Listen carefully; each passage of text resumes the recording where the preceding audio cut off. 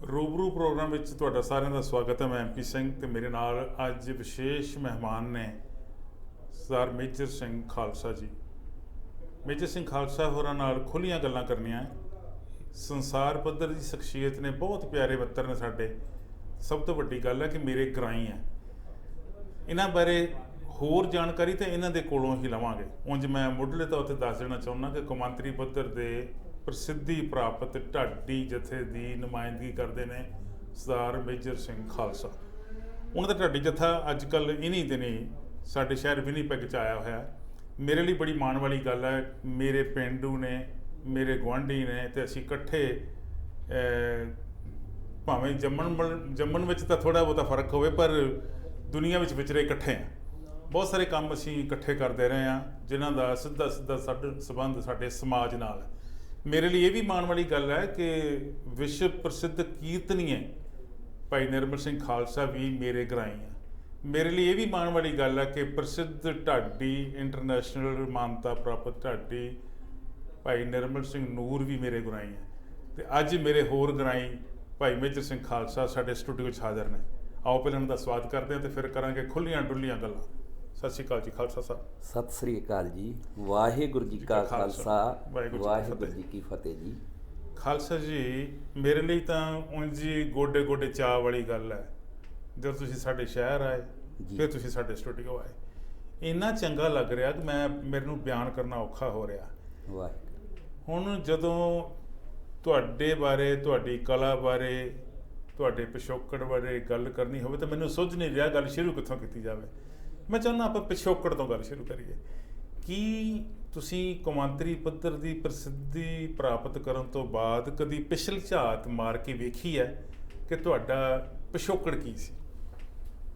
ਇਹ ਬੜਾ ਕਮਾਲ ਦਾ ਸਵਾਲ ਕੀਤਾ ਜੀ ਤੁਸੀਂ। ਅਤੇ ਸਾਡੇ ਲਈ ਇਹ ਬੜੀ ਖੁਸ਼ੀ ਵਾਲੀ ਗੱਲ ਹੈ ਜੀ ਕਿ ਸਾਡਾ ਜਨਮ ਰਿਆਸਤ ਕਪੂਰਥਲਾ, ਤਹਿਸੀਲ ਸੁਲਤਾਨਪੁਰ ਲੋਧੀ ਦੇ ਪਿੰਡ ਚੰਨਣਵਿੰਡੀ ਵਿੱਚ ਸਤਿਕਾਰਯੋਗ ਜਥੇਦਾਰ ਫੁੰਮਣ ਸਿੰਘ ਸਾਹਿਬ ਜੀ ਦੇ ਘਰ ਮਾਤਾ ਪ੍ਰਕਾਸ਼ ਕੌਰ ਜੀ ਦੀ ਕੁੱਖੋਂ ਹੋਇਆ। ਔਰ ਚੰਨਣਵਿੰਡੀ ਦੇ ਨਜ਼ਦੀਕ ਹੀ ਸੰਸਾਰ ਦੀ ਉਹ ਪ੍ਰਸਿੱਧ ਹਸਤੀ ਅਕੱਥਪੁਰਾ ਇੱਕ ਨਗਰ ਹੈ, ਜਿਹਨੂੰ ਅੱਜ ਕੱਲ੍ਹ ਆਪਾਂ ਭਰੋਆਣਾ ਸਾਹਿਬ ਕਹਿੰਦੇ ਹਾਂ, ਜਿੱਥੇ ਸਤਿਗੁਰੂ ਨਾਨਕ ਦੇਵ ਜੀ ਮਹਾਰਾਜ ਸੱਚੇ ਪਾਤਸ਼ਾਹ ਜੀ ਨੇ ਭਾਈ ਮਰਦਾਨਾ ਜੀ ਨੂੰ ਭਾਈ ਫੇਰੂ ਫਰੰਦਾ ਜੀ ਦੇ ਕੋਲੋਂ ਰਵਾਬ ਲੈਣ ਔਰ ਸਿੱਖਣ ਵਾਸਤੇ ਭੇਜਿਆ ਸੀ। ਬਿਲਕੁਲ। ਅਤੇ ਇਸ ਤਰ੍ਹਾਂ ਕਰਕੇ ਇਹ ਜਾਗ ਤੇ ਬਚਪਨ ਤੋਂ ਹੀ ਲੱਗੀ ਹੋਈ ਸੀ।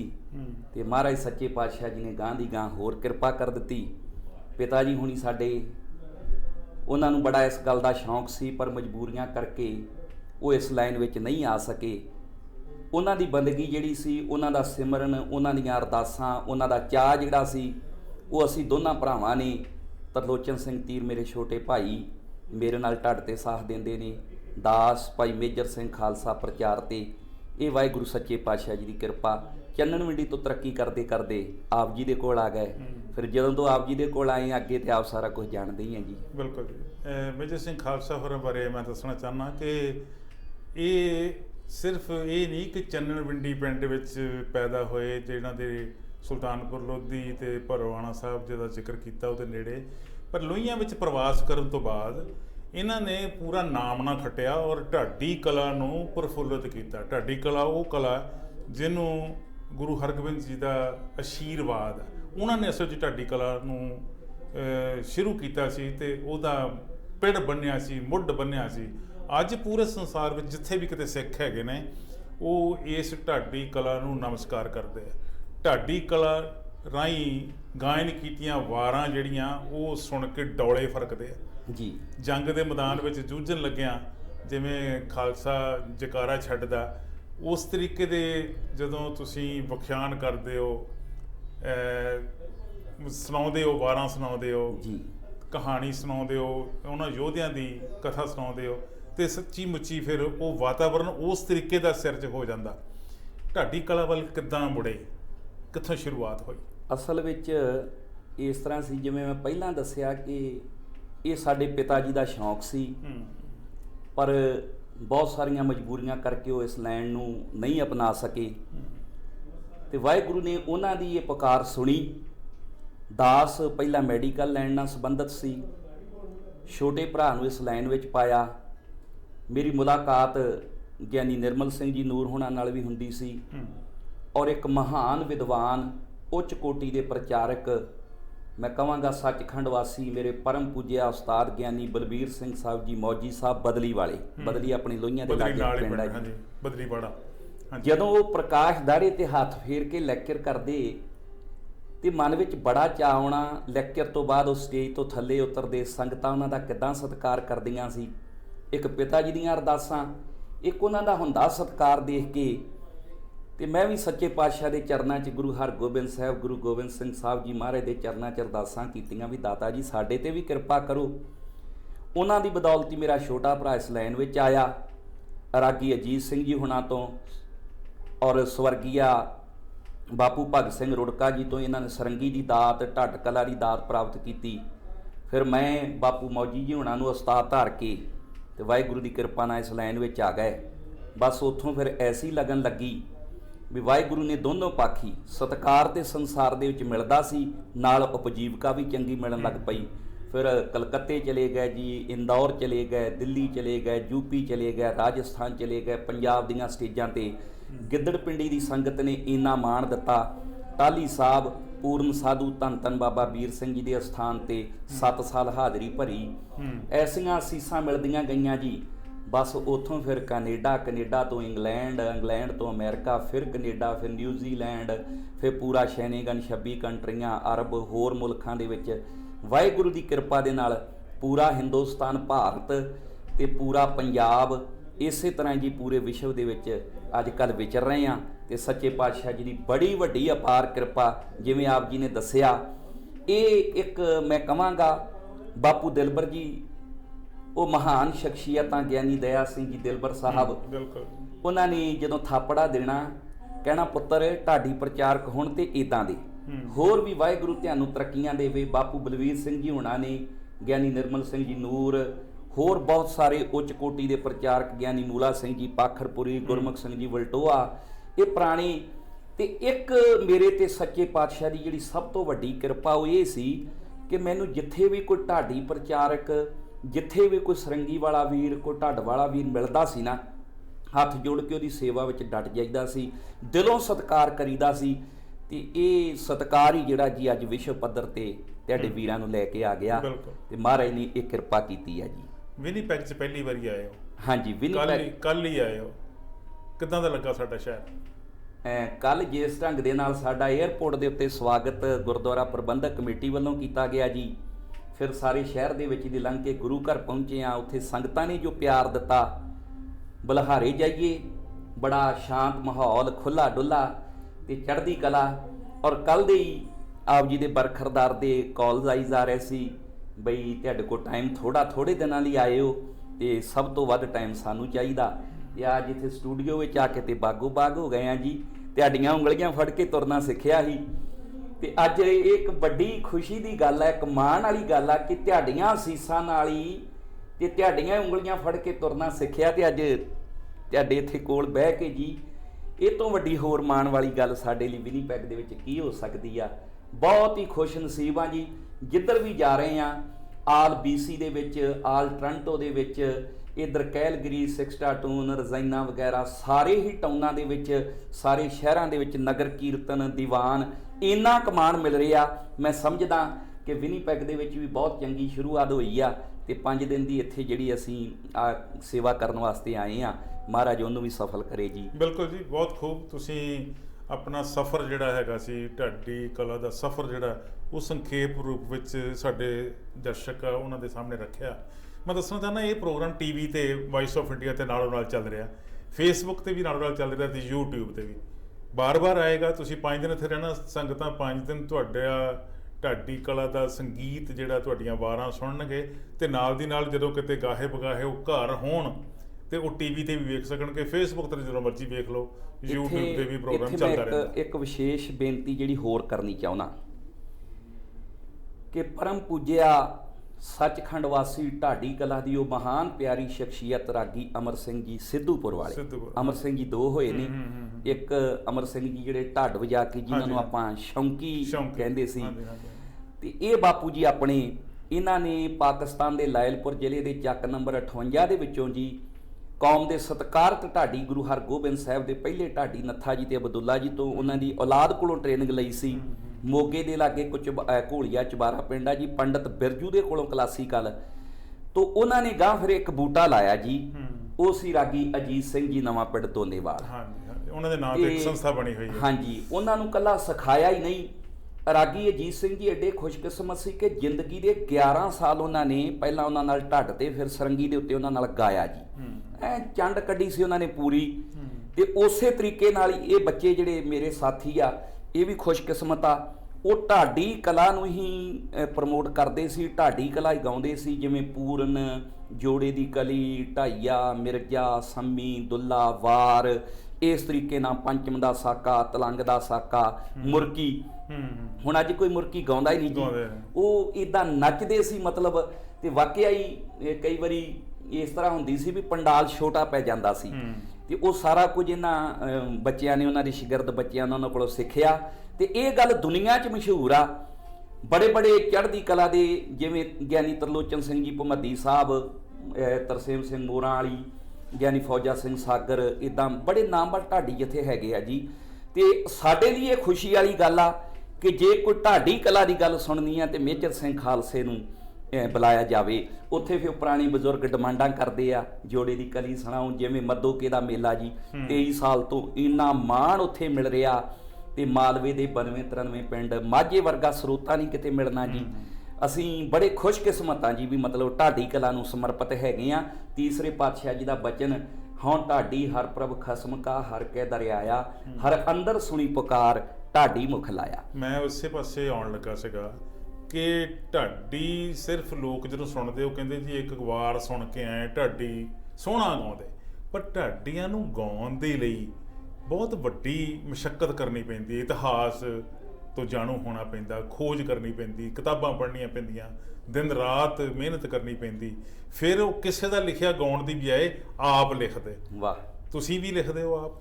ਹਾਂਜੀ, ਪਹਿਲੇ ਨਹੀਂ ਸੀ ਜੀ, ਪਿਛਲੇ 10 ਸਾਲਾਂ ਤੋਂ ਸਟਾਰਟ ਕੀਤਾ ਜੀ। ਕਿਉਂਕਿ ਜਿੱਦਾਂ ਜਿੱਦਾਂ ਡਿਮਾਂਡਸ ਆਉਂਦੀਆਂ ਨਾ, ਪਹਿਲੇ ਜਿਵੇਂ ਆਪਣੀ ਭਗਤਾਂ ਦੇ ਨਹੀਂ ਸੀ ਮਨਾਏ ਜਾਂਦੇ, ਜਿਵੇਂ ਸਤਿਕਾਰਯੋਗ ਸ਼੍ਰੋਮਣੀ ਭਗਤ ਰਵਿਦਾਸ ਜੀ, ਸਤਿਕਾਰਯੋਗ ਸ਼੍ਰੋਮਣੀ ਭਗਤ ਬਾਬਾ ਨਾਮਦੇਵ ਜੀ, ਸਤਿਕਾਰਯੋਗ ਸ਼੍ਰੋਮਣੀ ਭਗਤ ਕਬੀਰ ਜੀ। ਅੱਜ ਕੱਲ੍ਹ ਸੰਗਤਾਂ ਇਹ ਪ੍ਰੋਗਰਾਮ ਕਰਵਾਉਂਦੀਆਂ ਨੇ। ਵਿਸ਼ਵਕਰਮਾ ਜੀ, ਹੋਰ ਵੀ ਡੇ ਬਾਈ ਡੇ ਯੋਧਿਆਂ ਦੇ ਇਤਿਹਾਸ, ਜਿੱਦਾਂ ਜਿੱਦਾਂ ਕਿਸੇ ਦੀ ਡਿਮਾਂਡ ਆ ਨਾ ਜੀ, ਉਹਦੇ ਹਿਸਾਬ ਦੇ ਨਾਲ ਜੀ ਫਿਰ ਲਿਖਣਾ ਪੈਂਦਾ। ਤੇ ਵਾਹਿਗੁਰੂ ਦੀ ਕਿਰਪਾ ਜੀ, ਤੁਹਾਡੀਆਂ ਸੀਸਾਂ ਨਾਲ, ਸਾਧ ਸੰਗਤ, ਸੱਚੇ ਪਾਤਸ਼ਾਹ ਦੀ ਕਿਰਪਾ ਨਾਲ ਕਾਫੀ ਕੁਛ ਮਤਲਬ ਲਿਖਣ ਲੱਗ ਪਏ। ਤੁਸੀਂ ਕੁਝ ਕਿਤਾਬਾਂ ਵੀ ਛਪਵਾਈਆਂ, ਕੋਈ ਇਦਾਂ ਦਾ ਉਦਮ ਵੀ ਕੀਤਾ? ਨਹੀਂ ਜੀ, ਹੱਲੇ ਕਿਤਾਬਾਂ ਵੱਲ ਨਹੀਂ ਹੋਇਆ ਜੀ, ਕਿਉਂਕਿ ਪਹਿਲਾਂ ਤੇ ਜਿਹੜਾ ਆਰਥਿਕ ਪੱਖ ਸੀ ਉਹ ਬਹੁਤ ਕਮਜ਼ੋਰ ਸੀ। ਤੇ ਇਹ ਗੱਲ ਬੜੇ ਅਫਸੋਸ ਨਾਲ ਕਹਿਣੀ ਪੈ ਰਹੀ ਆ ਕਿ ਸੰਸਾਰ ਭਰ ਦੇ ਵਿੱਚ ਦੇਖੋ ਕਿੰਨੀ ਜੋਸ਼ ਨਾਲ, ਕਿੰਨੇ ਜਜ਼ਬੇ ਦੇ ਨਾਲ ਲੋਕਾਂ ਨੂੰ ਸਿਆਲ ਵਿੱਚ ਵੀ ਪਸੀਨੇ ਲਿਆ ਦਿੰਦੇ ਆ ਜੀ। ਉੱਚ ਕੋਟੀ ਦੇ ਢਾਡੀ ਜਥੇ ਅੱਜ ਵੀ ਦੁਨੀਆ 'ਚ ਇਦਾਂ ਦੇ ਵਿਚਰ ਰਹੇ ਆ। ਪਰ ਸੰਗਤ ਤੋਂ ਇਲਾਵਾ ਕੋਈ ਸੰਸਥਾ, ਸ਼੍ਰੋਮਣੀ ਗੁਰਦੁਆਰਾ ਪ੍ਰਬੰਧਕ ਕਮੇਟੀ ਜਾਂ ਹੋਰ ਬੜੀਆਂ ਸੰਸਥਾਵਾਂ, ਕੋਈ ਢਾਡੀਆਂ ਦੀ ਬਾਂਹ ਫੜਨ ਵਾਲਾ ਹਾਲੇ ਤੱਕ ਇਦਾਂ ਦਾ ਨਹੀਂ। ਸੰਗਤ ਹੀ ਆ ਜੀ, ਸੱਚੇ ਪਾਤਸ਼ਾਹ ਦੀ ਕਿਰਪਾ ਤੇ ਸੰਗਤਾਂ ਦੀਆਂ ਅਸੀਸਾਂ ਨਾਲ ਹੀ ਆਪਦੇ ਬਲਬੂਤੇ। ਤੇ ਜਦੋਂ ਥੋੜੀ ਜੀ ਉਪਜੀਵਕਾ ਘਰ ਵੱਲੋਂ ਬੰਦਾ ਫ੍ਰੀ ਹੋ ਜਾਂਦਾ ਜੀ, ਫਿਰ ਇਧਰਲੀ ਲਾਈਨ ਵੱਲ ਆਇਆ ਜਾਂਦਾ। ਪਹਿਲਾਂ ਉਹਦੀਆਂ ਢਾਡੀ ਦੀਆਂ, ਪ੍ਰਚਾਰਕ ਦੀਆਂ, ਹਰ ਇੱਕ ਦੀਆਂ ਬਹੁਤ ਸਾਰੀਆਂ ਪਹਿਲਾਂ ਮਜਬੂਰੀਆਂ, ਆਪਣੇ ਤੌਰ ਤੇ ਸਿੱਖਣਾ, ਆਪਦੇ ਘਰ ਵੱਲ ਵੀ ਦੇਖਣਾ। ਇਹ ਸੀ ਕਿ ਘਰ ਦਾ ਸਭ ਕੁਝ ਸੀ, ਦੁੱਧ ਪਾਣੀ ਤੇ ਉਪਜੀਵਕਾ ਚੰਗੀ ਸੀ। ਪਰ ਜਿਹੜਾ ਸੰਸਾਰ ਦੇ ਵਿੱਚ ਵਿਚਰਨ ਲਈ ਆਰਥਿਕ ਪੱਖ ਆ ਜੀ, ਉਹ ਆਪਣੇ ਇਲਾਕੇ ਦਾ ਤੁਹਾਨੂੰ ਪਤਾ ਵੀ ਆਪਾਂ ਹੜ੍ਹਾਂ ਦੇ ਵੀ ਮਾਰੇ ਹੋਏ ਸੀ, 2 ਦਰਿਆਵਾਂ ਦੀ ਮਾਰ ਝੇੜਾਂ। ਤੇ ਅੱਜ ਸੱਚੇ ਪਾਤਸ਼ਾਹ ਦੀ ਕਿਰਪਾ ਜੀ, 27 ਸਾਲ ਦੀ ਮਹਾਨ ਮਿਹਨਤ ਜੋ ਗੁਰੂ ਬਾਬਾ ਜੀ ਨੇ ਤੇ ਸੰਗਤਾਂ ਨੇ ਬਖਸ਼ਿਸ਼ ਕੀਤੀ, ਅੱਜ ਵਾਹਿਗੁਰੂ ਦੀ ਬਹੁਤ ਵੱਡੀ ਅਪਾਰ ਕਿਰਪਾ ਵਾ। ਹੁਣ ਇਹ ਵਿਚਾਰਾਂ ਕਰ ਰਹੇ ਹਾਂ ਜੀ ਕਿ ਪਰਿਵਾਰ ਪੱਖ ਵੱਲੋਂ ਥੋੜਾ ਟਾਈਮ ਕੱਢ ਕੇ ਤੇ ਸੋਹਣੀਆਂ ਜਿਹੜੀਆਂ ਹੈਗੀਆਂ ਹਿਸਟਰੀਆਂ। ਤੁਸੀਂ ਬਹੁਤ ਸਾਰੇ ਪ੍ਰਸਿੱਧ ਢਾਡੀ ਜਥਿਆਂ ਦੇ ਨਾਂ ਲਏ ਆ, ਪ੍ਰਚਾਰਕਾਂ ਦੇ ਨਾਂ ਲਏ। ਉਹਨਾਂ ਨੇ ਆਪਣੇ ਤੌਰ ਤੇ ਉਦਮ ਕੀਤਾ ਹੋਊਗਾ, ਕੋਸ਼ਿਸ਼ਾਂ ਕੀਤੀਆਂ ਹੋਣਗੀਆਂ ਕਿ ਕੋਈ ਨਾ ਕੋਈ ਸੰਸਥਾ ਖੜੀ ਕੀਤੀ ਜਾਵੇ ਜਿਹੜੀ ਉਹਨਾਂ ਤੋਂ ਬਾਅਦ ਜਾਂ ਉਹਨਾਂ ਦੇ ਨਾਲ ਚੱਲ ਕੇ ਇਸ ਕਲਾ ਨੂੰ ਪ੍ਰਫੁੱਲਤ ਕਰ ਸਕੇ। ਮੈਂ ਬਹੁਤ ਸਾਰੇ ਤੁਹਾਡੇ ਜਥਿਆਂ ਦੇ ਪ੍ਰਚਾਰਕਾਂ ਨੂੰ ਜਾਣਦਾ, ਜਿਹੜੇ ਆਪਣੇ ਲੈਵਲ ਤੇ ਕੋਸ਼ਿਸ਼ ਥੋੜੀ ਬਹੁਤੀ ਕਰਦੇ ਰਹਿੰਦੇ। ਹਾਂਜੀ। ਤੁਸੀਂ ਵੀ ਕੋਈ ਇਦਾਂ ਦੀ ਕੋਸ਼ਿਸ਼ ਕੀਤੀ ਵੀ ਕੋਈ ਸੰਸਥਾ ਬਣੇ, ਜਿਵੇਂ ਆਪਾਂ ਰਾਗੀ ਅਜੀਤ ਸਿੰਘ ਹੋਰਾਂ ਦੀ ਗੱਲ ਕਰਦੇ ਹਾਂ, ਬਿਲਕੁਲ ਜੀ। ਉਹਨਾਂ ਦੇ ਨਾਂ ਤੇ ਇੱਕ ਸੰਸਥਾ ਬਣੀ ਹੋਈ ਆ, ਮੇਲਾ ਹੁੰਦਾ ਹਰ ਸਾਲ। ਹਾਂਜੀ ਹਾਂਜੀ, ਇਹ ਬਿਲਕੁਲ ਸਵਾਲ ਤੁਸੀਂ ਬਹੁਤ ਵਧੀਆ ਕੀਤਾ ਜੀ। ਤੇ ਰਾਗੀ ਅਜੀਤ ਸਿੰਘ ਹੁਣੀ ਵੀ ਇੱਕ ਗਰੀਬ ਪਰਿਵਾਰ ਦੇ ਵਿੱਚੋਂ ਉੱਠੇ ਸੀ, ਪਰ ਉਹਨਾਂ ਦੀ ਏਡੀ ਵੱਡੀ ਬਖਸ਼ਿਸ਼ ਸੀ ਕਿ ਉਹਨਾਂ ਦੇ ਮਿਸਜ ਸਤਿਕਾਰਯੋਗ ਸਾਡੇ ਮਾਤਾ ਜੀ ਬੀਬੀ ਤਰਸੇਮ ਕੌਰ, ਉਹ ਪ੍ਰਸ਼ਾਦਾ ਪਾਣੀ ਪਕਾਉਣ 'ਚ ਬੜੇ ਮਾਹਰ ਸੀ। ਉਹਨਾਂ ਕੋਲ ਜਿਹੜੇ ਸ਼ਾਗਿਰਦ ਬੱਚੇ ਆਉਂਦੇ ਸੀ, ਉਹਨਾਂ ਨੇ ਆਪਣੇ ਤੌਰ ਤੇ ਜੀ ਆਪਣੀ ਮੋਟਰ ਦੇ ਉੱਤੇ ਹੀ ਇੱਕ ਮਕਾਨ ਬਣਾ ਲਿਆ ਤੇ ਉੱਥੇ ਉਹਨਾਂ ਬੱਚਿਆਂ ਨੂੰ ਸਿਖਾਈ ਜਾਂਦੇ ਸੀ ਤੇ ਮਾਤਾ ਜੀ ਨੇ ਪ੍ਰਸ਼ਾਦਾ ਪਾਣੀ ਦੇ ਜਾਣਾ। ਉਹਨਾਂ ਨੇ ਬਹੁਤ ਲੰਬਾ ਟਾਈਮ, ਇਹ 50 ਸਾਲ ਲਗਭਗ ਉਹਨਾਂ ਨੇ ਜੀ ਬੜੇ ਬੜੇ ਮਤਲਬ ਗਾਂ ਢਾਡੀ ਤੇ ਸਰੰਗੀਆਂ ਵਾਲੇ ਸਿੰਘ ਪੈਦਾ ਕੀਤੇ। ਉਹਨਾਂ ਦੀ ਡੈਥ ਤੋਂ ਬਾਅਦ ਦਾਸ ਨੇ ਲੈ ਕੇ ਸਾਰੇ ਵੀਰਾਂ ਨੂੰ ਨਾਲ ਤੇ ਇੱਕ ਬਹੁਤ ਵੱਡਾ ਮਹਾਰਾਜ ਸੱਚੇ ਪਾਤਸ਼ਾਹ ਚਰਨਾਂ 'ਚ ਅਰਦਾਸ ਬੇਨਤੀ ਕਰਕੇ ਉਦਮ ਕੀਤਾ ਜੀ। ਉਹਨਾਂ ਦੇ ਨਾਂ ਤੇ ਰਾਗੀ ਅਜੀਤ ਸਿੰਘ ਸੰਗੀਤ ਵਿਦਿਆਲਿਆ ਟਕਸਾਲ 58 ਇੱਕ ਸੰਸਥਾ ਬਣਾਈ ਜੀ। ਅਸੀਂ ਹਰ ਸਾਲ ਉਹਨਾਂ ਦੀ ਬਰਸੀ ਮਨਾਈ ਜਾਂਦੀ ਆ, ਉਹਨਾਂ ਦੀ ਯਾਦ ਨੂੰ ਤਾਜ਼ਾ ਕੀਤਾ ਜਾਂਦਾ ਤੇ ਉਹਨਾਂ ਦੀ ਹੀ ਪਰੰਪਰਾ ਨੂੰ ਅੱਗੇ ਤੋਰਿਆ ਕਿ ਜਿਹੜੇ ਉਹਨਾਂ ਦੀ ਟਕਸਾਲ ਦੇ ਸਟੂਡੈਂਟ ਹੈਗੇ ਆ, ਅੱਜ ਕੋਈ ਸਰੰਗੀ ਵਾਦਕ, ਅੱਜ ਕੋਈ ਢਾਡੀ, ਜਿੱਥੇ ਵੀ ਉਹ ਕੈਨੇਡਾ 'ਚ, ਅਮਰੀਕਾ 'ਚ, ਇੰਗਲੈਂਡ 'ਚ, ਜਿੱਥੇ ਜਿੱਥੇ ਵੀ ਬੈਠੇ ਆ, ਉਹ ਉਸੇ ਪਰੰਪਰਾ ਨੂੰ ਅੱਗੇ ਤੋਰ ਰਹੇ ਆ। ਕੋਈ ਸਿੱਖਣਾ ਚਾਹਵੇ, ਕਿਸੇ ਕੋਲੋਂ ਅਸੀਂ ਕੋਈ ਪੈਸਾ ਨਹੀਂ ਲੈਂਦੇ। ਲੈਕਚਰ ਸਿੱਖਣਾ ਹੈ ਤੇ ਅਸੀਂ ਲੈਕਚਰਾਰ ਹਾਜ਼ਰ ਹਾਂ ਜੀ। ਜਿਨ੍ਹਾਂ ਨੇ ਸਰੰਗੀ ਸਿੱਖਣੀ, ਸਰੰਗੀਆਂ ਵਾਲੇ ਹਾਜ਼ਰ ਆ ਜੀ। ਢੱਡ ਸਿੱਖਣੀ, ਢੱਡਾਂ ਵਾਲੇ, ਬਹੁਤ ਸਾਰੇ ਬੱਚੇ ਸਿੱਖ ਰਹੇ ਆ ਜੀ। ਉੱਥੇ ਕੋਈ ਇੱਦਾਂ ਦੀ ਜਗ੍ਹਾ ਬਣਾਈ ਤੁਸੀਂ ਜਿੱਥੇ ਇਸ ਤਰੀਕੇ ਦਾ ਸਕੂਲ ਹੋਵੇ, ਸਿੱਖਣ ਵਾਲੇ ਆ ਸਕਣ? ਇੱਦਾਂ ਦਾ ਨਹੀਂ ਜੀ ਕੁਝ ਵੀ ਬਣਾ ਸਕੇ, ਲੇਕਿਨ ਜਿੱਥੇ ਜੇ ਨਵੇਂ ਪਿੰਡ ਦੋਨੇਵਾਲ ਦੀ ਗੱਲ ਆ ਜੀ, ਤੇ ਉਹ ਰਾਗੀ ਜੀ ਹੁਣਾਂ ਦਾ ਡੇਰਾ ਉਸੇ ਤਰ੍ਹਾਂ ਹੀ ਮੌਜੂਦ ਆ ਜੀ। ਮੋਟਰ ਦੇ ਉੱਤੇ ਸੋਹਣੇ ਮਕਾਨ ਬਣੇ ਹੋਏ ਆ ਜੀ। ਤੇ ਦੂਸਰਾ, ਜਿੱਦਾਂ ਹੁਣ ਕੈਨੇਡਾ ਆਏ ਹੋਏ ਆ, ਇੱਥੇ ਕਾਫੀ ਬੱਚੇ ਆ ਜਾਂਦੇ, ਇੰਗਲੈਂਡ ਆਏ ਹੋਏ ਆ। ਹੁਣ ਪਹਿਲਾ ਯੁੱਗ ਨਹੀਂ ਰਿਹਾ ਜੀ ਕਿ ਕਿਸੇ ਨੂੰ ਰਾਤ ਰੱਖਿਆ ਜਾਵੇ। ਹਰ ਇੱਕ ਦੇ ਕੋਲ ਆਪਣੀਆਂ ਰਾਈਡ ਵੀ ਹੈਗੀਆਂ ਤੇ ਜਿੱਦਾਂ ਬੱਚੇ ਬੱਚੀਆਂ ਨੂੰ ਲੋਕ ਲੈ ਕੇ ਆਉਂਦੇ ਆ ਜੀ ਮਾਪੇ, ਤਾਂ ਉਹ ਸਬਕ ਜਿਹੜਾ ਹੈਗਾ ਉਹਨਾਂ ਨੂੰ ਦੇ ਦਈਦਾ ਹੈਗਾ। ਨਵੀਂ ਜਨਰੇਸ਼ਨ ਜਿਹੜੀ ਹੈ ਜੀ, ਪੰਜਾਬ ਦੀ ਗੱਲ ਕਰਦਾ, ਪੰਜਾਬ ਵਿੱਚ ਨਵੀਂ ਜਨਰੇਸ਼ਨ ਜਿਹੜੀ ਆ ਉਹ ਢਾਡੀ ਕਲਾ ਵੱਲ ਥੋੜ੍ਹੀ ਬਹੁਤੀ ਆਕਰਸ਼ਿਤ ਹੋਈ ਆ, ਹੁੰਦੀ ਆ, ਜਾਂ ਉਹ ਸੋਚਦੇ ਵੀ ਇਹ ਕਿਹੜਾ ਕੰਮ ਆ, ਰੋਟੀ ਪਾਣੀ ਤਾਂ ਔਖਾ ਹੀ ਮਿਲਦਾ? ਇਹ ਵੀ ਸਵਾਲ ਇੱਕ ਬੜਾ, ਇਹ ਮੈਂ ਸਮਝਦਾ ਕਿ ਦੁੱਖ ਦੀ ਰਗ ਉੱਤੇ ਹੀ ਹੱਥ ਰੱਖਣ ਵਾਲੀ ਗੱਲ ਆ ਜੀ। ਬਈ ਕੁਝ ਇੱਕ ਬੱਚਿਆਂ ਨੇ ਇੱਧਰ ਧਿਆਨ ਵੀ ਦਿੱਤਾ, ਬਟ ਜਦੋਂ ਉਹ ਇੱਥੇ ਆਏ ਇਹਨਾਂ ਬਾਹਰਲਿਆਂ ਮੁਲਕਾਂ ਵਿੱਚ, ਇੱਥੋਂ ਦੇ ਉਹਨਾਂ ਨੇ ਹਾਲਾਤ ਦੇਖੇ ਤੇ ਉਹ ਕੁਝ ਕਮੇਟੀਆਂ ਦੇ ਹਾਲਾਤ ਦੇਖੇ, ਇਸ ਤਰੀਕੇ ਨਾਲ ਉਹ ਛੱਡ ਕੇ ਤੇ ਉਹ ਵੀ ਟਰੱਕਾਂ ਵੱਲ ਨੂੰ ਹੋ ਗਏ। ਬਿਲਕੁਲ ਬਿਲਕੁਲ। ਹਾਂਜੀ, ਬਹੁਤ ਸਾਰੇ ਮੁੜ ਕੇ ਅਖਬਾਰਾਂ 'ਚ ਵੀ, ਹੋਰ ਰੇਡੀਓ ਸਟੇਸ਼ਨਾਂ ਤੇ, ਟੀਵੀ ਸਟੇਸ਼ਨਾਂ ਤੇ ਵੀ ਆਉਂਦਾ ਵੀ ਫਲਾਨਾ ਢਾਡੀ ਭੱਜ ਗਿਆ। ਮੇਰੇ ਨਾਲ ਬਹੁਤ ਕਮੇਟੀਆਂ ਨੇ ਗੱਲ ਕੀਤੀ, ਜਾਂ ਜਿਵੇਂ ਆਪ ਜੀ ਨੇ ਸਵਾਲ ਕੀਤਾ, ਤੇ ਮੈਂ ਉਹਨਾਂ ਨੂੰ ਹੱਥ ਬੰਨ੍ਹ ਕੇ ਇਹੋ ਹੀ ਬੇਨਤੀ ਕੀਤੀ ਵੀ ਉਹਨਾਂ ਦੇ ਭੱਜਣ ਦਾ ਕਾਰਨ ਉਹ ਪਤਾ ਕਰਨਾ ਆਪਾਂ ਕਾਰਨ ਪਤਾ ਕਰੀਏ ਵੀ ਉਹ ਕਿਉਂ ਭੱਜੇ ਆ। ਜਦੋਂ ਚੱਕਾ ਚੌਧ ਵਾਲੀ ਹੋਰ ਲੋਕਾਂ ਨੂੰ ਮਤਲਬ ਸਿੱਧੇ ਭੱਜਣ ਦੇ, ਹਾਂਜੀ, ਇੱਥੇ ਹੁਣ ਕੋਈ ਕਲਾਕਾਰ ਆਉਂਦਾ ਤੇ $300 ਦੀ ਟਿਕਟ ਲੈ ਕੇ ਵੀ, ਮੈਂ ਕਿਸੇ ਦੇ ਇਹ ਨਹੀਂ ਕਹਿ ਰਿਹਾ ਕਿ ਉਹ ਕਲਾਕਾਰ ਕਿਉਂ ਜਾਂਦੇ ਆ ਜੀ, ਲੋਕ ਜਾਂਦੇ। ਆਉਣਾ ਚਾਹੀਦਾ, ਸਭ ਕੁਝ ਹੋਣਾ ਚਾਹੀਦਾ, ਆਪਣਾ ਸੱਭਿਆਚਾਰ ਆ, ਪਰ ਜਿਹੜਾ ਅਸਲੀ ਆਪਣਾ ਵਿਰਸਾ ਸੀ ਨਾ, ਦੇਖੋ ਜਦੋਂ ਗੁਰੂ ਅਰਜਨ ਦੇਵ ਜੀ ਮਹਾਰਾਜ ਦੁਨੀਆ ਦੇ ਉਹ ਰਹਿਬਰ, ਕਿੱਡੀ ਉਹ ਮਹਾਨ ਦੁਨੀਆ ਨੂੰ ਦੇਣ ਦੇ ਰਹੇ ਸੀ, ਉਹਨਾਂ ਤੱਤੀਆਂ ਤਵੀਆਂ ਤੇ ਬਿਠਾਤਾ ਤੇ 6ਵੇਂ ਪਾਤਸ਼ਾਹ ਦੀਆਂ ਨਜ਼ਰਾਂ ਸਾਹਮਣੇ ਇਹ ਢਾਡੀ ਕਲਾ ਆਈ ਕਿ ਇੰਨਾ ਮੁਹੰਮਦ ਗੌਰੀ ਤੋਂ ਲੈ ਕੇ ਅੱਜ ਤੱਕ ਲੋਕਾਂ ਦੀ ਜ਼ਮੀਰ ਜਿਹੜੀ ਜੰਮ ਚੁੱਕੀ, ਜੰਮਿਆ ਲਹੂ ਜਿਹੜਾ ਇਹਨਾਂ ਦੀ ਅਣਖ ਜੰਮ ਚੁੱਕੀ ਆ, ਮਰ ਚੁੱਕੀ, ਉਹਨੂੰ ਜੀਂਦਾ ਕੌਣ ਕਰੂਗਾ? ਉਹਨੂੰ ਕਰ ਸਕਦੀ ਢਾਡੀ ਕਲਾ। ਤੇ ਢਾਡੀ ਬਣਨਾ ਇੱਕ ਸਿਰ ਤਲੀ ਦੇ ਉੱਤੇ ਰੱਖ ਕੇ ਤੁਰਨ ਵਾਲੀ ਗੱਲ ਆ। ਨੱਥਾ ਜੀ ਅਬਦੁੱਲਾ ਜੀ ਵਕਤ ਦੀ ਜਿਹੜੀ ਜਹਾਂਗੀਰ ਦੀ CID ਉਹਨੂੰ ਕਹਿੰਦੀ ਤੁਸੀਂ ਚੱਲੇ ਆ ਗੁਰੂ ਦੇ ਢਾਡੀ ਬਣ ਕੇ ਤੇ ਕੋਈ ਗਲਤ ਹਰਕਤ ਨਾ ਕਰਿਓ, ਪਰ ਉਹ ਆਪਦਾ ਸਿਰ ਤਲੀ ਤੇ ਰੱਖ ਕੇ ਆਏ ਸੀ। ਉਹ ਫਿਰ ਕਹਿੰਦੇ ਆ ਪੱਗ ਤੇਰੀ ਕੀ ਜਹਾਂਗੀਰ ਦੀ।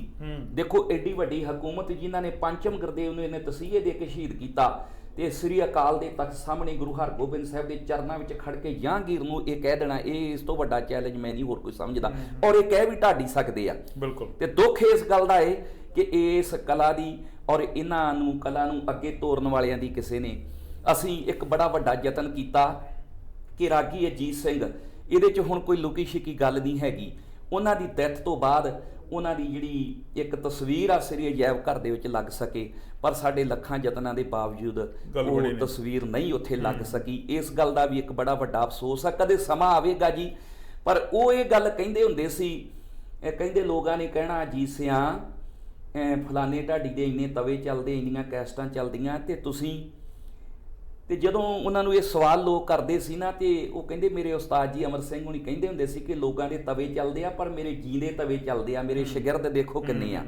ਹਾਂਜੀ, ਤੇ ਉਹ ਕਹਿੰਦੇ ਮੇਰੀ ਤਸਵੀਰ ਤਾਂ ਲੋਕਾਂ ਦੇ ਦਿਲਾਂ 'ਚ ਆ। ਮੈਂ ਇਹੋ ਜਿਹਾ ਦੁਨੀਆ 'ਚ ਬੰਦੇ ਦੇਖੇ ਆ ਜੀ ਕਿ ਉਹਨਾਂ ਦੇ ਉਹ ਗਾਏ ਹੋਏ ਜਿਹੜੇ ਮਲਕੀਤ ਸਿੰਘ ਭਦੇਰ ਤੇ ਦਲੀਪ ਸਿੰਘ ਮਸਤ ਤੇ ਰਾਗੀ ਅਜੀਤ ਸਿੰਘ ਜੀ ਤੇ ਸਵਰਗੀਆ ਗਿਆਨੀ ਦਇਆ ਸਿੰਘ ਦਿਲਬਰ ਜੀ ਦਾ ਲੈਕਚਰ, ਜਿਹੜੀਆਂ ਸਨ 75 ਇੰਗਲੈਂਡ ਵਾਲੀਆਂ ਕੈਸਟਾਂ ਰਿਕਾਰਡਿੰਗ ਆ, ਕਹਿੰਦੇ ਬੁਖਾਰ ਚੜਿਆ ਹੋਵੇ ਨਾ ਤੇ ਰਾਗੀ ਅਜੀਤ ਸਿੰਘ ਜੀ ਦੇ ਸਾਕੇ ਪੌੜੀਆਂ ਵਾਰਾਂ ਸੁਣ ਲਓ, ਤੇ ਜਾਂ ਫਿਰ ਜੇ ਕਿਸੇ ਨੂੰ ਕੋਈ ਅੰਦਰ ਕੋਈ ਦਰਦ ਆ ਤੇ ਰਾਣੀ ਤੋਂ ਭੀਖ ਮੰਗਾ ਅੜੀਏ ਕੀ ਕੀਤਾ ਤਕਦੀਰੇ। ਉਹਨਾਂ ਨੇ ਇੱਕ ਦੁਤਾਰਾ ਗਾਇਆ ਸੀ ਜੀ, ਰਾਣੀ ਜਿੰਦਾ ਜਦੋਂ ਭੀਖ ਮੰਗਦੀ ਆ ਤੇ ਬੰਦੇ ਨੂੰ ਆਪਦਾ ਦਰਦ ਭੁੱਲ ਜਾਂਦਾ। ਸੋ ਚੜਿਆ ਹੋਇਆ ਬੁਖਾਰ ਜਿਹੜਾ ਉਹਨਾਂ ਦੀਆਂ ਵਾਰਾਂ ਸੁਣ ਕੇ ਉਹਨਾਂ ਦੀ ਰਸਨਾ ਤੋਂ ਜਿਹੜੀਆਂ ਉਹ ਹਟ ਜਾਂਦਾ। ਤੁਸੀਂ ਦਇਆ ਸਿੰਘ ਦਿਲਬਰ ਵਾਰਾਂ ਦੀ ਉਹਨਾਂ ਬਾਰੇ ਗੱਲ ਕੀਤੀ ਹੈ, ਉਹਨਾਂ ਦੀਆਂ ਵਾਰਾਂ ਦੀ ਵੀ ਗੱਲ ਕੀਤੀ ਹੈ। ਕੁਝ ਲੋਕਾਂ ਨੂੰ ਲਾਂਭਾ ਜੀ ਢਾਡੀ ਸਿੰਘਾਂ ਦੇ ਉੱਤੇ ਕਿ ਇਹ ਜਿਹੜਾ ਮਿਊਜ਼ਿਕ ਵਜਾਉਂਦੇ ਆ, ਸਰੰਗੀ ਤੇ ਢੱਡ ਵਜਾਉਂਦੇ ਆ, ਉਹਦੇ 'ਚ ਜਿਹੜੀਆਂ ਤਰਜ਼ਾਂ ਕੱਢਦੇ ਆ ਉਹ ਕਈ ਵਾਰੀ ਫਿਲਮੀ ਦਰਜਾਂ ਹੁੰਦੀਆਂ, ਜਾਂ ਉਹ ਪੰਜਾਬੀ ਦੇ ਲੋਕ ਗੀਤਾਂ ਦੀ ਗੱਲ ਜਾਂ ਪੰਜਾਬੀ ਦਾ ਕੋਈ ਪ੍ਰਚਲਿਤ ਗੀਤ ਉਹਦੇ ਤੇ ਤਰਜ ਕੱਢ ਦਿੰਦੇ। ਅਸਲ ਦੇ ਵਿੱਚ ਨਾਲ ਦੀ ਨਾਲ ਕੁਐਸਚਨ ਬਹੁਤ ਕਮਾਲ ਦਾ ਕੀਤਾ, ਕੁਐਸਚਨ ਬਹੁਤ ਕਮਾਲ ਦਾ ਕੀਤਾ। ਸਹੀ ਮਾਇਨੇ ਵਿੱਚ ਢਾਡੀਆਂ ਨੇ ਕਲਾਕਾਰਾਂ ਨੂੰ ਚੋਰੀ ਨਹੀਂ ਕੀਤਾ। ਤੁਸੀਂ ਇਹ ਬੜਾ ਇੱਕ ਬਹੁਤ ਹੀ ਕਮਾਲ ਦਾ ਸਵਾਲ ਕੀਤਾ ਜੀ। ਇਹ ਕਲਾਕਾਰਾਂ ਨੇ ਢਾਡੀਆਂ ਨੂੰ ਚੋਰੀ ਕੀਤਾ। ਸਤਿਕਾਰਯੋਗ ਕੁਲਦੀਪ ਮਾਨਕ ਜੀ ਸਾਰਾ ਢਾਡੀ ਰਾਗ ਵਿਗਾੜ ਕੇ ਗਾਇਆ ਉਹਨਾਂ ਨੇ। ਕਲੀਆਂ ਜਿਹੜੀਆਂ ਸੀ ਢਾਡੀ ਗਾਉਂਦੇ ਸੀ, ਦਿਦਾਰ ਸਿੰਘ ਜੀ ਰਟੈਂਡੇ ਵਾਲੇ। ਸੋ ਇਸ ਤਰ੍ਹਾਂ ਕਰਕੇ ਨਾ ਮਤਲਬ ਦੇਖੋ ਹੁਣ 7 ਸੁਰਾਂ ਦੇ ਵਿੱਚ ਰਾਗ ਚੱਲਣਾ ਬਹੁਤਾ, ਤੇ ਤੁਹਾਨੂੰ ਜਿਹੜੇ ਮਤਲਬ ਢਾਡੀ ਆ ਉਹ ਇਹਦੇ ਬਾਰੇ ਦੱਸ ਸਕਦੇ ਆ। ਤੇ ਮੈਂ ਇਹ ਸਮਝਦਾ ਜੀ ਕਿ ਕਲਾਕਾਰਾਂ ਨੇ ਤੇ ਉਹ ਲੋਕ ਕੀ ਕਰਦੇ ਆ ਜੀ ਵੀ ਉਹ ਜਿਹੜਾ ਗੀਤ ਹੈਗਾ ਉਹ ਗੀਤ ਜ਼ਿਆਦਾ ਹੋ ਜਾਂਦਾ ਵਾ, ਮਾਰਕੀਟ ਦੇ ਵਿੱਚ ਕੰਪਨੀਆਂ ਵੀ ਉਹਨੂੰ ਪ੍ਰਮੋਟ ਕਰਦੀਆਂ ਤੇ ਲੋਕਾਂ ਦੇ ਦਿਮਾਗ ਵਿੱਚ ਉਹ ਗੀਤ ਜਿਹੜਾ ਜੀ ਉਹ ਜ਼ਿਆਦਾ ਚੜ ਜਾਂਦਾ। ਉਹ ਸੰਗੀਤ ਤੇ ਗੀਤ ਉਹ ਜਿਹੜਾ ਜ਼ਿਆਦਾ ਚੜ ਜਾਂਦਾ ਤੇ ਢਾਡੀ ਜਿਹੜੇ ਆ ਉਹ ਮਤਲਬ ਪਿਛੋਕੜ ਰਹਿ ਜਾਂਦੇ। ਇੱਕ ਹੋਰ ਲਾਂਭਾ ਜੀ, ਉਹ ਲਾਂਭਾ ਇਸ ਅਸਲ 'ਚ ਮੇਰਾ ਨਹੀਂ ਹੁੰਦਾ, ਹਾਂਜੀ ਸਾਡੇ ਜਿਹੜੇ ਦਰਸ਼ਕ ਆ ਉਹਨਾਂ ਦਾ ਲਾਂਭਾ ਹੁੰਦਾ। ਉਹ ਦਰਸ਼ਕ ਲਾਂਭਾ ਦਿੰਦੇ ਜੀ ਵੀ ਢਾਡੀ ਸਿੰਘ ਜਦੋਂ ਗਾਉਂਦੇ ਆ ਕੱਚੀ ਬਾਣੀ ਗਾਉਂਦੇ। ਦੇਖੋ ਸਵਾਲ ਜਿਹੜਾ ਤੁਸੀਂ ਕੀਤਾ ਨਾ ਜੀ, ਮੈਂ ਇਹ ਸਮਝਦਾ ਕਿ ਢਾਡੀਆਂ ਦੇ ਸੰਬੰਧ ਵਿੱਚ ਇਹ ਸਵਾਲ ਲੋਕਾਂ ਦਾ ਗਲਤ ਵਾ। ਢਾਡੀ ਦੀ ਡਿਊਟੀ ਜਿਹੜੀ ਆ ਜੀ ਉਹ ਮਤਲਬ ਸਿੱਖ ਹਿਸਟਰੀ ਨੂੰ ਸਤਿਗੁਰੂ ਨਾਨਕ ਦੇਵ ਜੀ ਮਹਾਰਾਜ ਸੱਚੇ ਪਾਤਸ਼ਾਹ ਤੋਂ ਲੈ ਕੇ, ਜਿੱਦਾਂ ਹੁਣ ਆਪਾਂ ਸਪੋਜ਼ ਕਰੋ ਹਟ ਸਾਹਿਬ ਦੀ ਗੱਲ ਆ, ਉੱਥੇ ਗੁਰੂ ਨਾਨਕ ਦੇਵ ਜੀ ਮਹਾਰਾਜ ਨੇ ਉਹਨਾਂ ਨੇ ਅਸਲ ਵਿੱਚ ਕੀਤਾ ਕੀ ਆ ਕਿ ਜਿਹੜੇ ਉਹਨਾਂ ਤੋਂ ਪਹਿਲਾਂ ਸੀ ਉਹਦੇ ਸੰਚਾਲਕ ਜਿਹੜੇ ਹਟ ਸਾਹਿਬ ਦੇ ਮੋਦੀ ਖਾਨੇ ਪ੍ਰਬੰਧਕ ਜਿਹੜੇ ਸੀ, ਉਹ ਰੁਪਈਆ ਤੇ ਇੱਕ ਲੈਂਦੇ ਸੀ, ਸੌਦਾ ਅਗਲੇ ਨੂੰ 70 ਪੈਸੇ ਦਾ ਦਿੰਦੇ ਸੀ। ਅੱਜ ਨਹੀਂ ਸੰਸਾਰ ਤੇ ਇਦਾਂ ਹੋ ਰਿਹਾ। ਜਿਹੜਾ ਆ ਕਈ ਵਾਰੀ ਮੈਂ ਕਰਾਮਾਤ ਨੂੰ ਵੀ ਨਹੀਂ ਜੀ ਮੰਨਦਾ, ਕਿਉਂਕਿ ਉਹਨਾਂ ਨੇ ਜਿਹੜੀ ਕਰਾਮਾਤ ਉਹ ਜਿਉਂਦੀ ਕਰਾਮਾਤ ਵਿਖਾਈ। ਸਤਿਗੁਰੂ ਜੀ ਨੇ ਕੀ ਕੀਤਾ ਵੀ 1 ਰੁਪਈਆ ਲਿਆ ਤੇ ਗਾਹਕ ਨੂੰ 1 ਰੁਪਈਏ ਦਾ ਹੀ ਸੌਦਾ ਮਿਲਦਾ ਸੀ, ਉਹਦੀ ਝੋਲੀ ਭਰ ਜਾਂਦੀ ਸੀ। ਮਤਲਬ ਬੇਈਮਾਨੀ ਦੇ ਉਹ ਖਿਲਾਫ ਸੀ। ਦੂਸਰੇ ਬੰਨੇ ਜਿਹੜਾ ਉਹ ਸਰਕਾਰ ਨੂੰ ਚੂਨਾ ਲਾਉਂਦੇ ਸੀ, ਜਿੱਦਾਂ ਅੱਜ ਵੀ ਹੁਣ ਮੰਤਰੀ ਦੇਖ ਲਓ ਪੰਜਾਬ 'ਚ ਇੱਕ ਫੜਿਆ ਰੋਜ਼ ਹੀ ਫੜ, ਮਤਲਬ ਇੱਥੇ ਕੌਣ ਆ ਜੀ, ਹਨਾ। ਪਰ ਮਹਾਰਾਜ ਨਾ ਸਰਕਾਰ ਵਾਲੇ ਪੱਖ ਤੋਂ ਤੇ ਨਾ ਇਧਰਲੇ ਪੱਖ ਤੋਂ, ਕਿਉਂਕਿ ਸੁਲਤਾਨਪੁਰ ਲੋਧੀ ਕੋਈ ਏਡੀ, ਹੁਣ ਆਪਾਂ ਜਿਹੜੀ ਅਸਲੀ ਗੱਲ ਆ ਕਿਉਂਕਿ ਟਾਈਮ ਵੀ ਹੋ ਰਿਹਾ, ਇਹ ਸਵਾਲ ਇਸ ਤਰ੍ਹਾਂ ਕਿ ਢਾਡੀਆਂ ਨੇ ਗਾਉਣੀਆਂ ਜੀ ਵਾਰਾਂ। ਤੇ ਹਟ ਸਾਹਿਬ ਦੀ ਜੇ ਗੱਲ ਕਰਨੀ ਆ, ਵੇਈ ਨਦੀ ਵਿੱਚ ਮਹਾਰਾਜ ਨੇ ਟੁੱਬਾ ਲਾਇਆ, ਜੇ ਉਹਦੀ ਗੱਲ ਕਰਨੀ ਆ, ਭਾਈ ਲਾਲੋ ਜੀ ਦੇ ਕੋਲ ਗਿਆ ਜੇ ਉਹਦੀ ਗੱਲ ਕਰਨੀ ਆ, ਬਾਬਰ ਦੇ ਸਾਹਮਣੇ ਬਾਬਰ ਤੂੰ ਜਾਬਰ, ਉਹ ਗੱਲ ਕਰਨੀ ਆ, ਉਹ ਤਾਂ ਫਿਰ ਦੇਖੋ ਜੀ ਹਿਸਟਰੀ ਦੇ ਵਿੱਚੋਂ, ਇਤਿਹਾਸ ਵਿੱਚ ਦਰਜ ਭਾਵੇਂ ਗੱਲਾਂ ਨਹੀਂ ਹੈਗੀਆਂ। ਹਾਂਜੀ, ਉਹ ਸਾਰਾ ਕੁਝ ਜਿਹੜਾ ਵਾ ਤੇ ਉਹਨੂੰ ਮਤਲਬ ਇਤਿਹਾਸ ਦੇ ਵਿੱਚ ਘੜ ਕੇ। ਹੁਣ ਇੱਕ ਮੈਂ ਛੋਟੀ ਜਿਹੀ ਬੇਨਤੀ ਕਰਨ ਲੱਗਾ ਜੀ, ਮੈਨੂੰ ਇੱਕ ਅੰਬੈਸੀ ਦੇ ਵਿੱਚ ਸਵਾਲ ਹੋਇਆ ਜੀ, ਉਹ ਕਹਿੰਦੇ ਵੀ ਜਿਹੜੇ ਮੁਲਕ ਦਾ ਤੁਸੀਂ ਵੀਜ਼ਾ ਲੈਣ ਸਾਡੇ ਕੋਲ ਆਏ ਆ, ਜਰਮਨ, ਉੱਥੇ ਤੇ ਇੰਗਲਿਸ਼ ਵੀ ਬਹੁਤ ਘੱਟ ਬੋਲੀ ਜਾਂਦੀ ਆ, ਉੱਥੇ ਤਾਂ ਭਾਸ਼ਾ ਹੀ ਹੋਰ ਹੈਗੀ ਆ, ਤੇ ਤੁਸੀਂ ਕਹੋਨੇ ਆ ਪੰਜਾਬੀ 'ਚ। ਮੈਂ ਕਿਹਾ ਦੇਖੋ ਜੀ ਅਸੀਂ ਤੁਹਾਡੇ ਕੋਲ ਅਪਲਾਈ ਕੀਤਾ, ਸਾਨੂੰ ਜਰਮਨ ਸੱਦਿਆ ਗਿਆ, ਜਿਨ੍ਹਾਂ ਨੇ ਸਾਨੂੰ ਸੱਦਿਆ ਹੈਗਾ ਉਹ ਟੋਟਲ ਉਹਨਾਂ ਨੇ ਸਾਨੂੰ ਸੁਣਨਾ। ਦੂਸਰੀ ਬੇਨਤੀ ਤੁਹਾਡੀ ਤਸੱਲੀ ਵਾਸਤੇ, ਮੈਂ ਜੇ ਤੁਸੀਂ ਮੈਨੂੰ 2 ਮਿੰਟ ਦਿੰਦੇ ਆ ਤੇ ਮੈਂ ਤੁਹਾਨੂੰ ਇੱਕ ਐਗਜ਼ੈਂਪਲ ਦੇ ਸਕਦਾ। ਉਹ ਲੜਕੀ ਬੜੀ ਸਿਆਣੀ ਸੀ, ਉਹਨੇ ਉਹਨੂੰ ਗਾਂ ਦੱਸਿਆ ਜੀ ਉਹਦੀ ਭਾਸ਼ਾ ਵਿੱਚ, ਉਹ ਕਹਿੰਦੀ ਵੀ ਤੈਨੂੰ 5 ਮਿੰਟ ਦਿੱਤੇ। ਮੈਂ ਕਿਹਾ ਜੀ ਮੇਰੇ ਦੇਸ਼ ਨੂੰ ਅਬਦਾਲੀ ਲੁੱਟਣ ਆਇਆ, ਉਹਨੇ ਉਹ ਸਾਰਾ ਕੱਢ ਲਿਆ ਜੀ, ਅਬਦਾਲੀ ਨੈਟ ਤੇ ਸਾਰਾ ਕੁਛ ਆ। ਹਿੰਦੁਸਤਾਨ ਦੀ ਦੌਲਤ ਨੂੰ ਲੁੱਟ ਕੇ ਉਹਦਾ ਢਿੱਡ ਨਹੀਂ ਭਰਿਆ, ਉਹਦੀ ਨਜ਼ਰ ਹਿੰਦੁਸਤਾਨ ਦੇ ਹੁਸਨ ਤੇ ਗਈ। ਉਹਨੇ ਲੜਕੀਆਂ ਕੈਦ ਕਰ ਲਈਆਂ। ਦਿੱਲੀ ਤੋਂ ਹਰਿਆਣਾ ਇੱਧਰ ਨੂੰ ਪਾਰ ਕਰਦਿਆਂ ਥਨੇਸਰ ਕੋਲ ਆਣ ਕੇ ਉਹਨੇ ਭੜਕ ਮਾਰੀ ਆ ਕਿ ਅਬਦਾਲੀ ਨੂੰ ਰੋਕਣ ਵਾਲੀ ਕੌਮ ਇਸ ਦੇਸ਼ ਵਿੱਚ ਕੋਈ ਨਹੀਂ ਹੈਗੀ, ਕੋਈ ਬੰਦਾ ਨਹੀਂ ਹੈਗਾ, ਕੋਈ ਬੰਦਾ ਨਹੀਂ ਹੈਗਾ, ਕੋਈ ਸੂਰਮਾ ਹੈ ਨਹੀਂਗਾ। ਇਹ ਖਬਰ ਉਸ ਵੇਲੇ ਫਿਰ ਬਹਾਦਰ ਯੋਧਿਆਂ ਨੂੰ ਮਿਲ ਗਈ।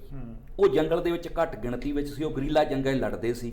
ਉਹਨਾਂ ਨੇ ਆਪਣੇ ਆਪ ਨੂੰ ਵੀ ਬਚਾਉਣਾ ਸੀ, ਕਿਉਂਕਿ ਜਿੰਨਾ ਜੀਵਨ ਲੰਬਾ ਹੋਊ ਓਨਾ ਹੀ ਉਹ ਵੱਧ ਕੌਮ ਦਾ, ਦੁਨੀਆ ਦਾ। ਪਰ ਉਹਨਾਂ ਅੰਦਰ ਇੱਕ ਅਣਖੀ ਵੀਰਤਾ ਸੀ। ਉਹ ਫਿਰ ਤਿਆਰੀ ਕਰ ਰਹੇ ਆ ਅਬਦਾਲੀ ਦਾ ਅੱਗਾ ਰੋਕਣ ਦੀ ਤੇ ਹਿੰਦੁਸਤਾਨ ਦੀ ਇੱਜ਼ਤ ਬਚਾਉਣ ਦੀ। ਉੱਥੇ ਸ਼ਾਇਰੀ ਨੇ ਇੱਕ ਸਾਕਾ ਲਿਖਿਆ। ਉਹਨਾਂ ਲਿਖਿਆ ਜੀ, ਉਹ ਕਹਿੰਦਾ ਫੱਬ ਰਹਿ ਮਸ਼ਹਿਰੇ ਕੁੰਡਲੇ ਰੋ ਚੜੇ ਜਵਾਨਾ, ਉਹਨਾਂ ਹੱਸ ਟਕਾਈਆਂ ਤਲੀ ਤੇ ਅਣਖੀਲੀਆਂ ਜਾਨਾਂ, ਮੋਢੇ ਪੱਥੇ ਪਾ ਲੈ ਹੱਥ ਪਕੜ ਕਮਾਨਾ। ਵੀ ਉਹ ਤਿਆਰੀ ਕਰ ਰਹੇ ਆ ਅਬਦਾਲੀ ਦਾ ਅੱਗਾ ਰੋਕਣ ਦੀ, ਤੇ ਉਹਨਾਂ ਦੇ ਚਿਹਰੇ ਕਿੱਦਾਂ ਦੇ ਸੀ, ਉਹਨਾਂ ਦੇ ਮੁਸ਼ਹਿਰੇ ਕਿੱਦਾਂ ਦੇ ਸੀ। ਤੇ ਉਹ ਬੀਬੀ ਬੈਠੀ ਬੈਠੀ ਨਾ ਉਹ ਕਹਿੰਦੀ ਵੀ ਮੈਨੂੰ ਤੇ ਕੁਛ ਹੋ ਰਿਹਾ।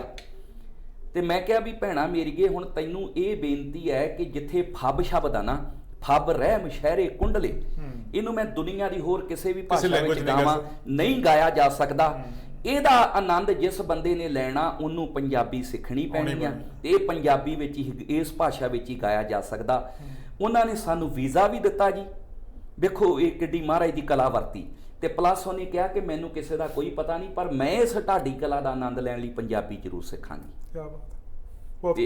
ਇਹ ਮਤਲਬ ਇਹ ਕਲਾ ਜਿਹੜੀ ਹੈ ਨਾ ਜੀ, ਇਹਨੂੰ ਇਸ ਤਰੀਕੇ ਦੇ ਨਾਲ ਦੱਸੋ। ਇਸ ਕਰਕੇ ਮੈਂ ਦਰਸ਼ਕਾਂ ਨੂੰ ਇਹ ਬੇਨਤੀ ਕਰਨੀ ਚਾਹੁੰਦਾ, ਇਹਦੇ ਚੋਂ ਦੋਹਰਾ ਉੱਤਰ ਮਿਲਦਾ ਜੀ ਆਪਾਂ ਨੂੰ ਕਿ ਜਿਹੜੀ ਹਿਸਟਰੀ ਆ ਨਾ, ਉਹਨੂੰ ਕੱਚੀ ਬਾਣੀ ਨਹੀਂ ਕਿਹਾ ਜਾ ਸਕਦਾ। ਇਹ ਜਿਹੜੇ ਰਾਗੀ ਸਿੰਘ ਲੱਗ ਪਏ ਸੀ ਕੱਚੀ ਬਾਣੀ ਗਾਉਣ, ਜ਼ਿਆਦਾ ਉਹਦੇ ਤੇ ਇਤਰਾਜ਼ ਇਹਨਾਂ ਦਾ ਆਇਆ ਸੀ। ਹਾਂਜੀ, ਸੰਗਤਾਂ ਦਾ ਇਤਰਾਜ਼ ਆਇਆ ਵੀ ਰਾਗੀ ਸਿੰਘ। ਇੱਕ ਵੇਲਾ ਸੀ ਜੀ, ਢਾਡੀ ਸਿੰਘ ਸ੍ਰੀ ਅਕਾਲ ਤਖਤ ਸਾਹਿਬ ਆਸਾ ਜੀ ਦੀ ਵਾਰ ਵੀ ਲਾਉਂਦੇ ਸੀ। ਪਰ ਜਦੋਂ ਅੱਜ ਦੇ ਇਸ ਯੁੱਗ ਵਿੱਚ ਜਿੱਥੇ ਮਤਲਬ ਆਰਥਿਕ ਪੱਖ ਜਿਹੜਾ ਹਰ ਬੰਦਾ ਚਾਹੁੰਦਾ ਕਿ ਮੈਂ ਸਾਈਕਲ ਤੇ ਕਿਉਂ ਹੋਵਾਂ, ਮੇਰੇ ਕੋਲ ਮੋਟਰਸਾਈਕਲ ਕਾਰ ਹੋਵੇ, ਮੇਰੇ ਵੀ ਵਧੀਆ ਕੱਪੜੇ ਪਾਏ ਹੋਣ, ਵੀ ਉਹਨੇ ਸਬਰ ਜਾਂ ਉਹਨੀਆਂ ਬੰਦਗੀਆਂ ਮਤਲਬ ਨਹੀਂ ਰਹਿ ਗਈਆਂ, ਜਾਂ ਚਾਹੀਦੀਆਂ ਵੀ ਆ ਜੀ। ਜੇ ਇੱਕ ਬੰਦਾ ਜਾ ਰਿਹਾ ਤੇ ਦੂਸਰੇ ਦਾ ਵੀ ਬਣਦਾ ਵੀ ਮੈਂ ਇੰਨੀ ਮਿਹਨਤ ਕਰਦਾ। ਇੱਕ ਨਾ ਕਿਸੇ ਨੇ ਬਾਹ ਫੜਨ ਕਰਕੇ ਨਾ ਮਤਲਬ ਉਹ ਤਿਆਰੀਆਂ ਨਹੀਂ ਹੋ ਸਕੀਆਂ। ਤੇ ਅਸੀਂ ਹੁਣ ਕੇਵਲ ਗੁਰੂ ਨਾਨਕ ਪਾਤਸ਼ਾਹ ਜੀ ਤੋਂ ਲੈ ਕੇ ਅੱਜ ਤੱਕ ਸਿੱਖ ਹਿਸਟਰੀ ਜਿਹੜੀ ਆ ਉਹਦੇ ਤੇ ਅਸੀਂ ਰਹਿ ਗਏ। ਤੁਸੀਂ ਹੁਣ ਤੱਕ ਕੈਨੇਡਾ ਦੇ ਲਗਭਗ ਸਾਰੇ ਸ਼ਹਿਰਾਂ ਵਿੱਚ, ਵੱਡੇ ਛੋਟੇ ਸ਼ਹਿਰਾਂ 'ਚ ਜਾ ਆਏ ਹੋ, ਵਿਨੀਪੈਗ ਆਏ ਹੋ, ਇੱਕ ਹਫ਼ਤਾ ਇੱਥੇ ਤੁਸੀਂ ਆਪਣੀ ਕਲਾ ਦੇ ਜ਼ੋਰ ਦਿਖਾਉਣੇ ਆ, ਔਰ ਢਾਡੀ ਵਾਰਾਂ ਗਾ ਕੇ ਸੰਗਤਾਂ ਨੂੰ ਨਿਹਾਲ ਕਰਨਾ, ਨਗਰ ਕੀਰਤਨ ਵਿੱਚ ਵੀ ਸ਼ਾਮਲ ਹੋਣਾ ਜੀ। ਕੀ ਪ੍ਰੋਜੈਕਟ ਸੀ ਤੁਹਾਡਾ ਜਦੋਂ ਤੁਸੀਂ ਘਰੋਂ ਤੁਰੇ ਕਿ ਕੈਨੇਡਾ ਵਿੱਚ ਜਾਣਾ ਹੈਗਾ, ਤੇ ਇਸ ਵਾਰੀ ਸੰਗਤਾਂ ਨੂੰ ਅਸੀਂ ਆਹ ਪ੍ਰਸੰਗ ਸੁਣਾਉਣਾ ਹੈ? ਇਹ ਸਵਾਲ ਇਹ ਵੀ ਬੜਾ ਕਮਾਲ ਦਾ ਜੀ। ਤੇ ਦੂਸਰੀ ਇਹ ਗੱਲ ਹੈ ਕਿ ਜਿੱਦਾਂ ਇੱਕ ਵੇਲਾ ਸੀ ਜੀ ਕਿ ਬਹੁਤ ਜਿਹੜੇ ਛੋਟੇ ਲੈਵਲ ਦੇ ਸੀਗੇ ਇਸ ਤਰ੍ਹਾਂ ਬੁਲਾਰੇ, ਵੀ ਅਵਤਾਰ ਪੁਰਬ ਗੁਰੂ ਨਾਨਕ ਪਾਤਸ਼ਾਹ ਜੀ ਦਾ ਹੁੰਦਾ ਸੀ। ਅਸੀਂ ਕਲਕੱਤੇ ਗਏ ਜੀ ਕੀਰਤਨ ਕਰਨ, ਤੇ ਮਹਾਰਾਜ ਦੇ ਅਵਤਾਰ ਪੁਰਬ ਤੇ ਅਸੀਂ 15 ਦਿਨ ਗਾਇਆ ਜੀ। ਉਹ ਹੈਰਾਨ ਰਹਿ ਗਈ ਸੰਗਤ, ਕਹਿੰਦੇ ਯਾਰ ਅਸੀਂ ਪਹਿਲਾਂ ਵੀ ਜਥੇ ਬੁਲਾਉਂਦੇ ਸੀ। ਗਿਆਨੀ ਪਾਲ ਸਿੰਘ ਪੰਛੀ ਜੀ, ਗਿਆਨੀ ਦਇਆ ਸਿੰਘ ਦਿਲਬਰ ਜੀ, ਉਹ ਢਾਡੀ ਸੀਗੇ ਜਿਹੜੇ ਮੌਕੇ ਦੀ ਗੱਲ ਕਰਕੇ ਜਾਂਦੇ ਸੀ। ਉਹਨਾਂ ਤੋਂ ਬਾਅਦ ਮੁੜ ਕੇ ਹੋਰ ਜਥੇ ਵੀ ਅਸੀਂ ਬੜੇ ਬੁਲਾਉਣ ਲੱਗ ਪਏ, ਤੇ ਇਸ ਤਰ੍ਹਾਂ ਇੱਕ ਦੋ ਪ੍ਰਸੰਗ ਸੁਣਾ ਕੇ ਹੰਭ ਜਾਂਦੇ ਸੀ। ਤੁਸੀਂ 15 ਦਿਨ ਹੀ ਸਤਿਗੁਰੂ ਨਾਨਕ ਦੇਵ ਜੀ ਮਹਾਰਾਜ ਸੁਣਾਇਆ, ਗੁਰੂ ਗੋਬਿੰਦ ਸਿੰਘ ਜੀ ਦੇ ਗੁਰਪੁਰਬ ਤੇ ਫਿਰ ਆਓ। ਤੇ 22 ਦਿਨ ਰਹਿ ਜੀ ਸਾਰੇ ਗੁਰੂ ਘਰਾਂ ਦੇ ਵਿੱਚ, ਬੜਾ ਉਹ ਵੀ ਆਨੰਦ ਬਣਿਆ।